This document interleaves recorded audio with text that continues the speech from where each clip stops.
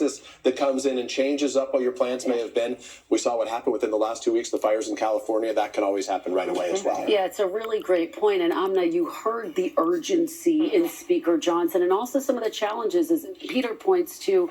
The expectations are sky high for President-elect Trump. He has laid out this ambitious agenda, and yet Speaker Johnson's dealing with this narrow majority in the House. This is going to be an uphill battle. Yeah, let's be clear. The expectations are high because that is where President-elect Trump has set them. So that is where his party now has to see through. Look, he's going to try to push through party line votes on a bill that could include everything from border security and manufacturing and tax provisions, potentially lifting the debt ceiling with a historically razor-thin majority. That is a very, very tall order. And you have to remember, there were a few members of his House caucus who basically said, we're not sure about you in that first round of votes. They wanted to send a message, and they did get on board very, very quickly. How on board are they going to be when you see provisions that could be adding to the debt limit, that could, don't necessarily want to raise the debt ceiling as well? The reality here is that Speaker Johnson needs President Trump, right? In some ways, he owes him his gavel. They have 2 years to try to get through as much as they possibly can.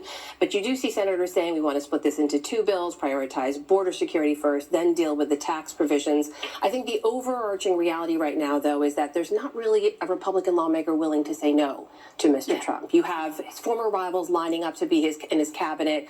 Liz Cheney is gone. There's no reason to expect they won't try to push through what he wants. You take me to my next point beautifully, Mike, which